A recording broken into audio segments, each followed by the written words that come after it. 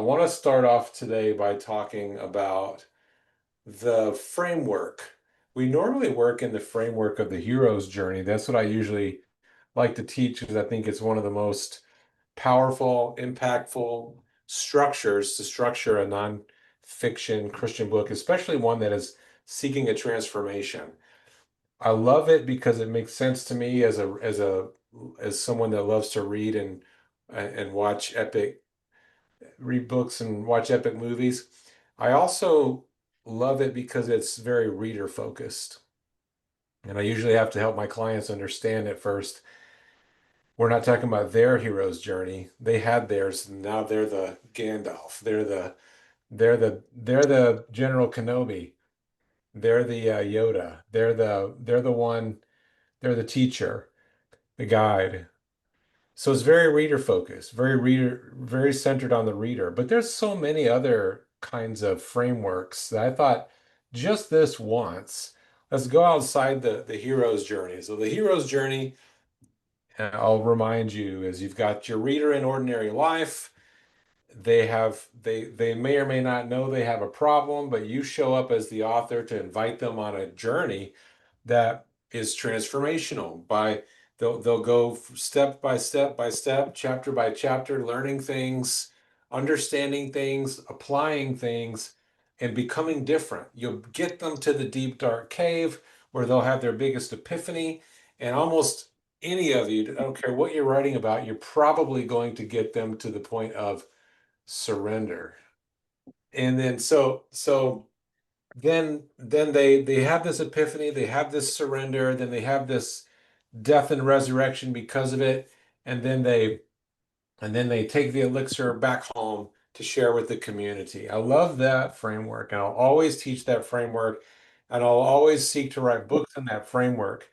But I just went on ChatGPT and just said, "Hey, what are some of the other frameworks, and what are the books that would represent that?" And I wanted to just bring up a few of them. So one of them, the first one that comes up is the teaching transformation framework. And what you're going to find out is some of these are not that different from the hero's journey model. They're not that different. This one is the problem, the truth, the tools, the transformation. The problem, what the reader struggles with, and I'll give you guys a handout with this on it later. What the reader struggles with, this would be the teaching transformation framework, best for books that equip readers with tools for spiritual growth or behavior change. For example, Atomic Habits meets Celebration of Discipline. So you've got a problem. The reader struggles with something spiritually or emotionally. You got the truth, the biblical psychological insights, reframing the issue. You got the tools, the clear actionable principles or habits, and you've got the transformation, what life looks like after applying them. So then the next one is the discipleship journey framework. And again, it's a journey. It's not totally different. Best for books that aim to form habits of faith or spiritual maturity, an invitation to Jesus' call to follow, learning his ways through specific practices, obedience, living it out in community and mission, multiplication, helping others walk the same path. Once again, it's not that much different than what we're doing with the hero's journey. Jesus' call to follow is a hero's journey. Imagine, you got Peter living his ordinary life out there on the lake fishing. Jesus comes along and, hey, throw it on the other side. Come be my disciple. I'll make you fishers of men. And then it's follow Jesus and learn from him and accept his mission in your life and then go help others. So not that different. Not that different. The only big difference I see is you don't necessarily we're not necessarily trying to get them to that golden moment like we are in the hero's journey. And that's what I like about the hero's journey is there's a climax in the book. This one could be every chapter could be, have kind of the same weight. Testimony teaching cycle. Best for books rooted in personal story that teach biblical lessons. ChatGPT thinks that's my author's bread and butter. We'll see. Could be vulnerable real life moment, scriptural, biblical principle illuminated through that story. What does it mean for the reader? Prompt or prayer. Wild at Heart is what they bring up. Anybody ever read Wild at Heart?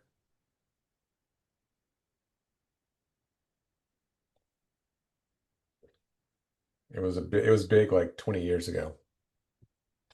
Um, Not that different. Again, not that different than than what we're usually talking about. It's there's this vulnerable real life moment, and then it's illuminated. The pain and the problem and the answer is illuminated by the biblical principle. The framework or model book, um, origin story, where the model came from, framework, overview of the whole system, deep dives, one chapter per component, integration, how to apply it holistically. A lot of books I write are like this. The only difference between this and the hero's journey is that in the hero's journey, you're really trying to make it reader focused. This doesn't necessarily have to be reader focused. This is where a lot of us start out thinking we're writing my origin story, my framework, my deep dive, my integration with a little nod to you, at the end of the chapter. They ChatGPT says this is like the five love languages by Gary Chapman. That kind of makes sense. He's like giving you information, and here's what you can do if this is your love language.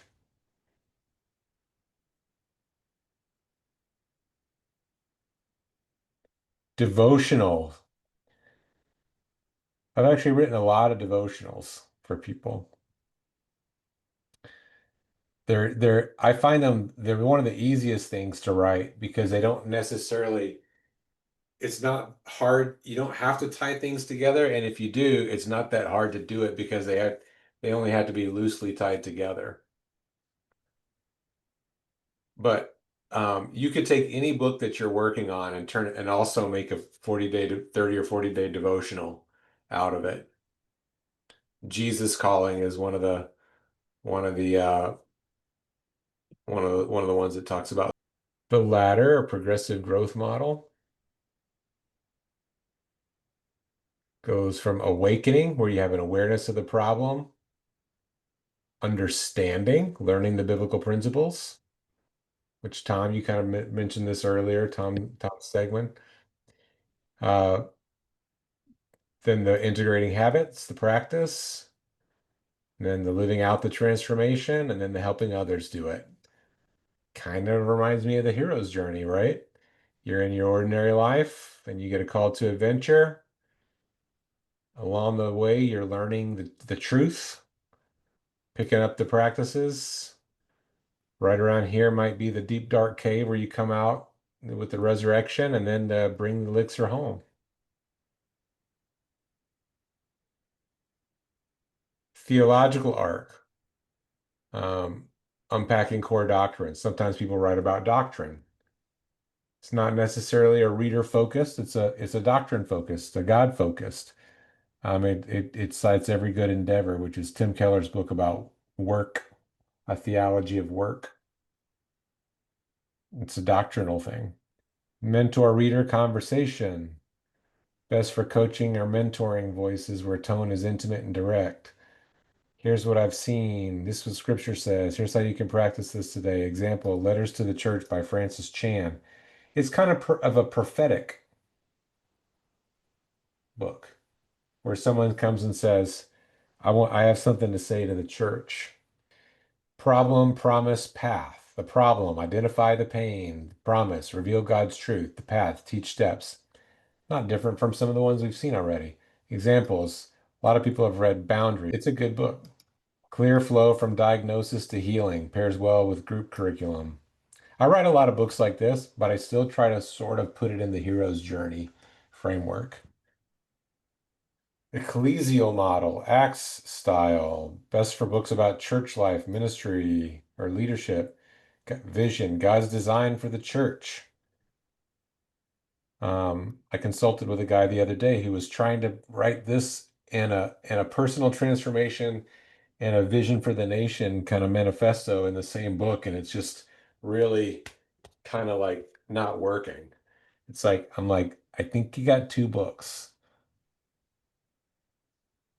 Cultural tension, reformation, principles for renewal, mission, living the gospel outwardly. Example, long obedience in the same direction by Eugene Peterson. Pilgrimage or spiritual journey framework, really very similar to the the hero's journey, but then they bring up the Pilgrim's Progress, so it's an allegory, which is actually a different, kind of a different one, a different genre. Um, the Rule or Rhythm of Life framework, books about spiritual disciplines, formation, sustainable Christian living,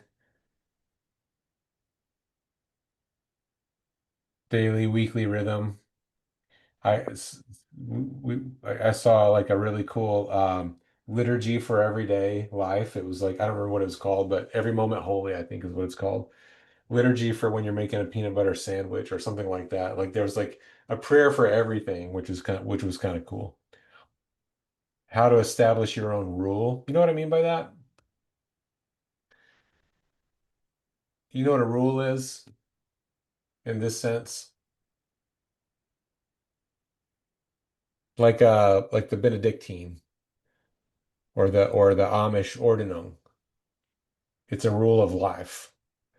Some people are wired to, I can follow Jesus better if I set up sort of a liturgical rhythm to my life. And so, or like I said, like the Dominicans or the Benedictines or the Franciscans, they all have a rule, which is a set of rules basically. It's not just one rule. It's like, okay, this is how we live our life. Epistle or letter format, best for pastoral, prophetic, or mentoring voices. Um, if you want to go way back, I found it interesting to read like Polycarp or Irenaeus because they almost seem like Bible letters, because they're still in the same basic format that their mentors who wrote scripture, um, wrote in. And so their letters are to the churches or to people meant to be circulated, though. And why they didn't make the canon of scripture. Um, this one here, Letters to a Young Pastor, is one of my favorite books. It's letters, it's Eugene Peterson's letters in response to his son's letters. His son was a younger pastor, and he would obviously ask him questions. And then so the book is all of Peterson's letters back. So we don't get the son's letters, but we get all the answers to the letters. And it's just food for my soul as a pastor. When I start to get off into the driven, westernized church planting as business, that book, Letters to a Young Pastor, is the if I'm going to take one book with me to the retreat, to a retreat, where I'm not going to have any other books besides the Bible, it's going to be that one. So it's not like, okay, here's your how-to transformational book. It's here's truth to chew on, kind of thing. And there's lots of books like that. Um, the expository application framework. Context and background of passage, key theological insight, practical implications, application exercises and questions. Anybody read Knowing God? That's a huge one. The Sermon on the Mount, which is really just a commentary based on the sermon series of Lloyd Jones, one of my very favorite preachers of all times, Martin Lloyd Jones. He's a Puritan way after the time of the Puritans. He's kind of like one of the last Puritans, kind of like Spurgeon. Um, Yeah, ideal for pastors and theologians reading, teaching through books of the Bible. It's kind of like a commentary. It's different than a commentary, though, because a commentary I think of as being written by a scholar, and they're going to tell you, here's everything that's ever been written about this passage, even if they tell you what they which interpretation they think is right. These will usually be pastors saying, here's what it means. And they read a little more like sermons because they generally are. And so they're also more interesting and more devotional too. But commentaries are great too. They have their place. Conversation or dialogue framework. The Great Divorce. It's interesting because this is a fiction, but it's obviously meant to teach nonfiction truth. Maybe screw tape letters would be in the same category, which is the letters between a senior demon and a junior demon about Hmm. a particular person that they're trying to keep away from God. It's almost funny. Um, the integrated memoir, where the story and the teaching are inseparable. I usually try to turn these into the hero journey reader focused books only because I know my clients want to sell their books and memoirs don't sell well. And it's in some of the best truth out there can be pulled out of memoirs, but you got to be ready to dig for gold, and it's not going to be easy for the average reader to learn from them. Case study framework, books about leadership, coaching, good to great, or good to great in God's eyes, but also even just good to great would be a book like that. Business by the Book, Larry Burkett, the great financial wisdom guy. Parables and allegories, Hind's Feet in High Places, um, obviously Pilgrim's Progress. The question answer framework, you guys overwhelmed yet? We're getting close. Present a question, examine the worldly answers, present the biblical reasoning, conclude with the faith-based application. Mere Christianity, reason for God. These are like apologetics. The workshop framework, coaching or action-oriented books, The Artist's Way, The Emotionally Healthy Leader. Um, Possibly Total Money Makeover. Drives engagement and behavior change, ideal for online courses and challenges. Most of your books, if they're not like this, they could be shaped this way in a workbook that goes along with it. Days or weeks framework, kind of a devotional.